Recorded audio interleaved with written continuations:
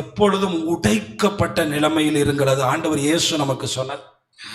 எப்பொழுதும் உடைக்கப்பட்ட நிலைமை என்றால், நன்றாக விளைந்து கிடக்கிற நெல்லை பார்த்தீர்கள் என்றால் தலை தாழ்த்தி தொங்கும்.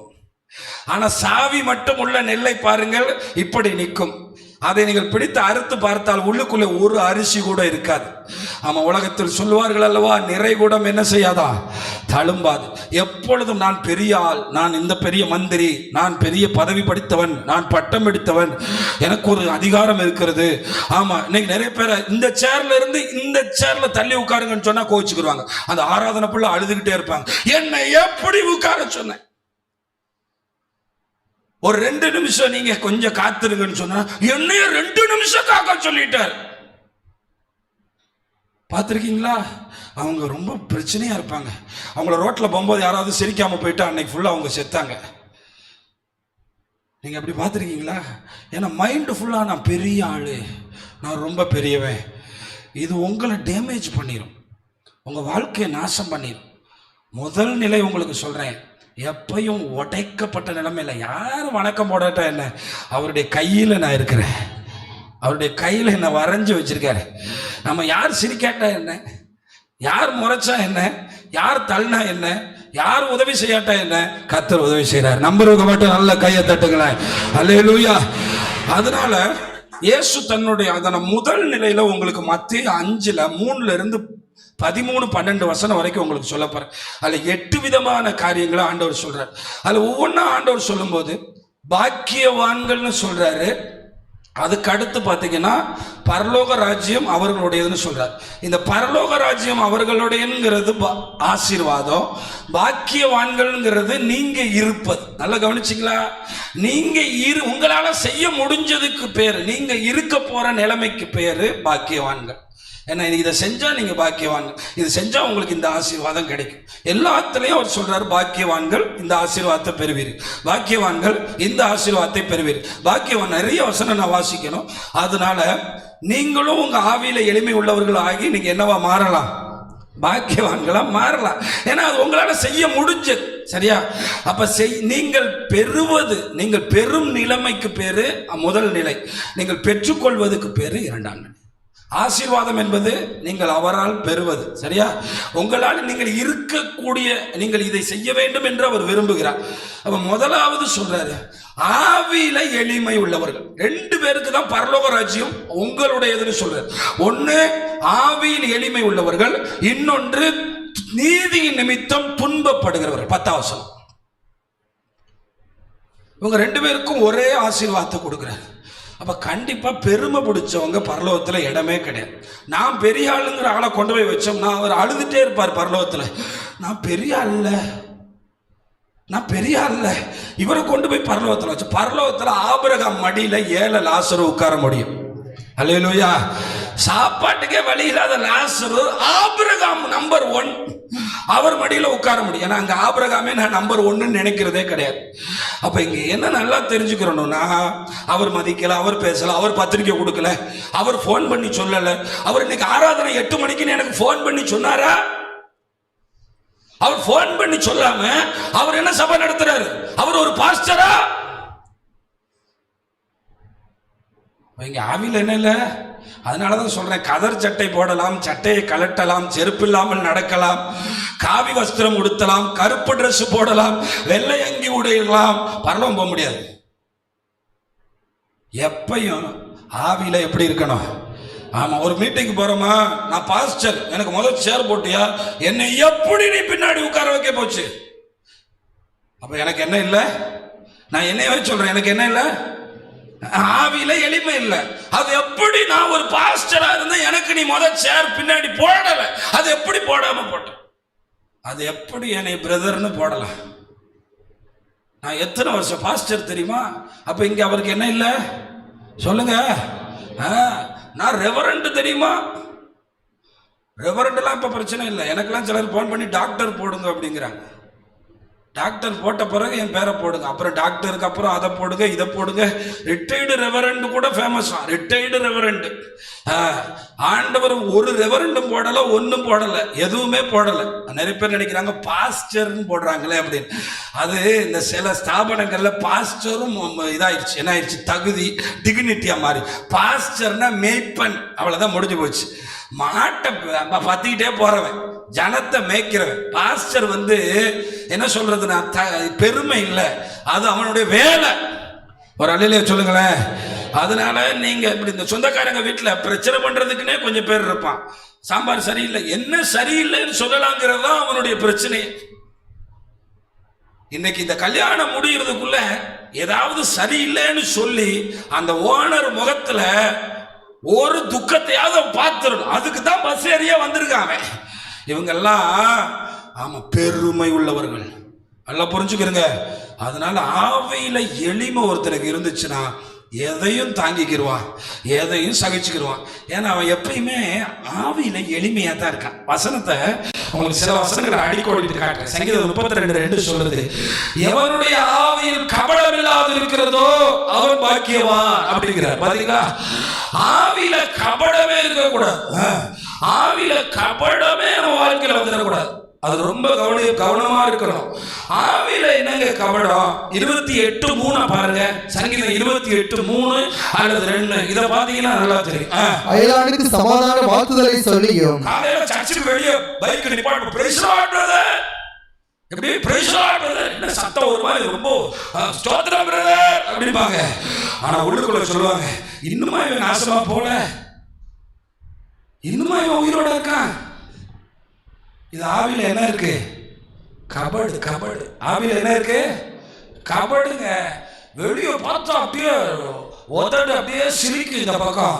ஆனா அயலானுக்கு சமாதான வாழ்த்துதலை சொல்லியும் தங்கள் இருதயங்களில் பொல்லாப்பை வைத்திருக்கிற துன்மார்க்கரோடு அக்கிரமக்காரரோடு என்னை வாரிக்கொள்ளாதேயும். ஒண்ணு மட்டும் சொல்றேன், எப்பயுமே நான் ஜீரோனே போங்க, கர்த்தர் உங்களை ஹீரோவா மாத்துவார். நல்லா கை தட்டுங்களேன். ஹல்லேலூயா. ஆமா, எங்கேயுமே மரியாதை தேடாதீங்க. நம்முடைய ஆண்டவர் எப்படி நமக்கு வாழ்ந்து காண்பித்தார் அப்படியே போங்க. எங்கேயுமே மரியாதை வேணாம், மரியாதை நம்மளை தேடி வரும். அதுவும் தேடி வரணும்னு கூட நினைக்காதீங்க.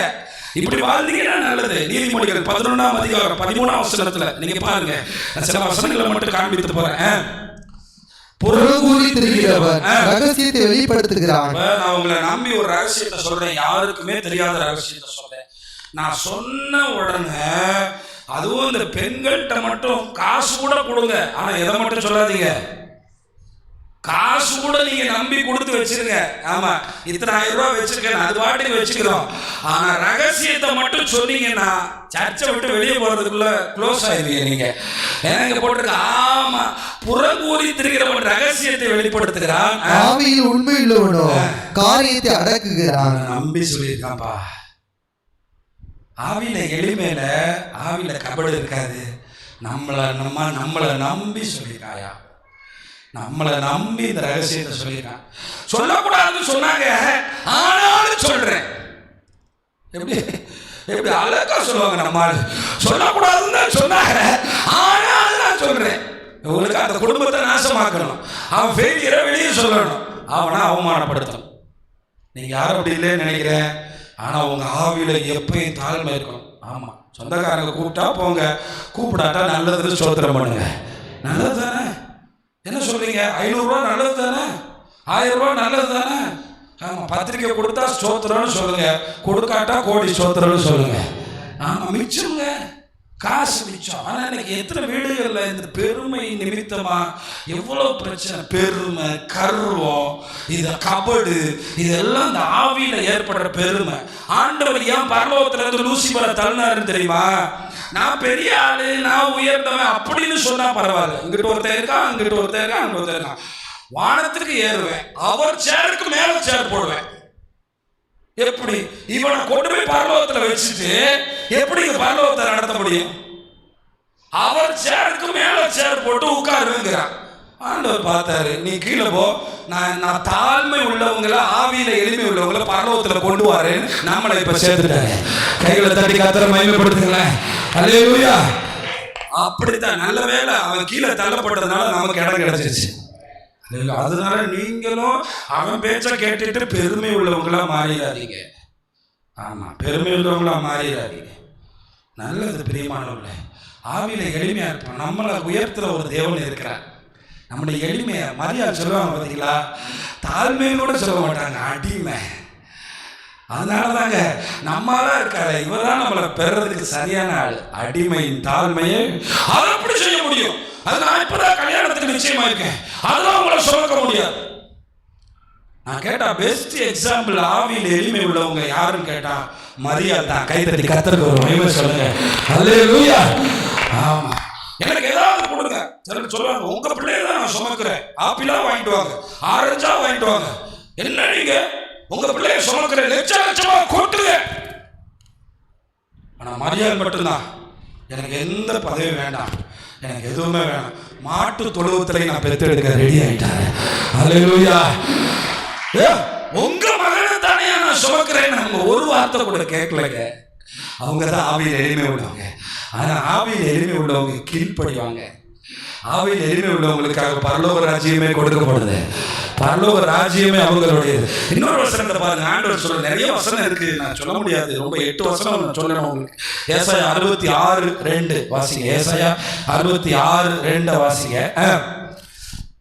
என்னுடைய கரம் இவைகளெல்லாம் சிருஷ்டித்ததினால், என்னுடைய கரம் இவைகளெல்லாம் சிருஷ்டித்ததினால் இவைகளெல்லாம் உண்டாயின என்று கர்த்தர் சொல்லுகிறார்.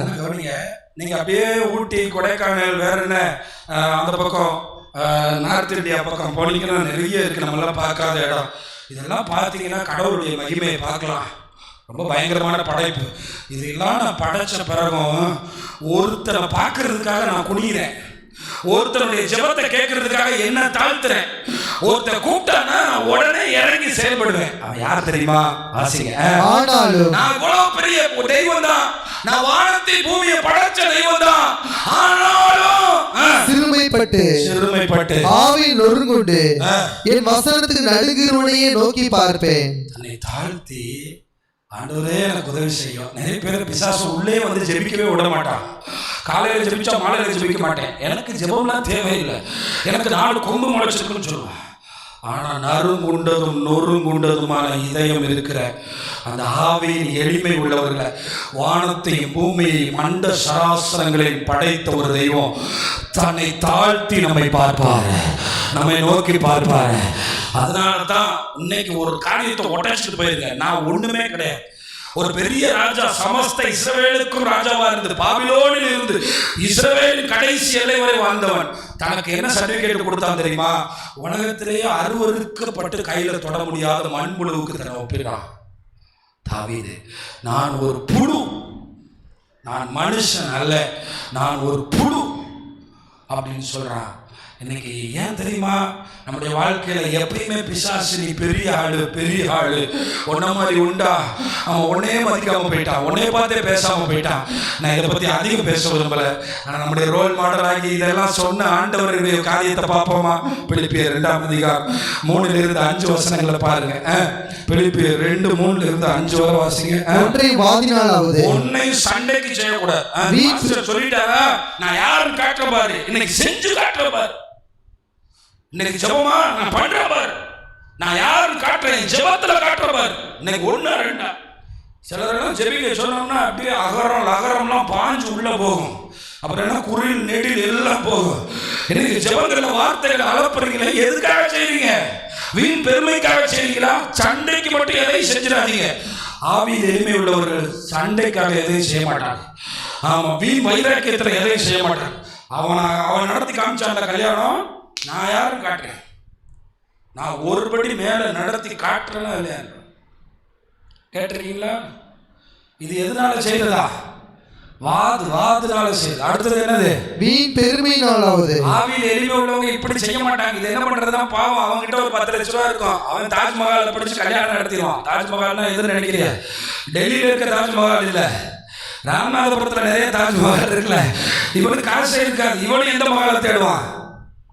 தாஜ்மஹால் தேடுவான். அவன் காசு வச்சிருந்தா தாஜ்மஹால் நடத்துறான். உனக்கு ஏன்? நீ தாஜ்மஹாலில் போனீங்கன்னா 2 லட்ச ரூபா வாங்கிடுவான், கடைசியில் 2 லட்சமும் வட்டி கடன். அப்ப அவன் தாஜ்மஹாலில் செஞ்சுட்டு போறான், நான் கர்த்தருடைய ஆலயத்திலே செய்கிறேன். சத்தமா ஒரு ஆமென் சொல்லுங்களேன். அவனுக்கு எனக்கு போட்டி கிடையாது. நான் ஒரு புரியுறதுக்காக சில எக்ஸாம்பிள் போடுறேன். அந்த பக்கத்துல நம்ம எங்க அண்ணன் குடும்பம்டா, அந்த மகால வச்சுட்டாங்கடா, நம்ம யாரும் அவனுக்கு சலைச்சோனா விட்டா கூடாது, அதோட பெருசா பாக்குறா.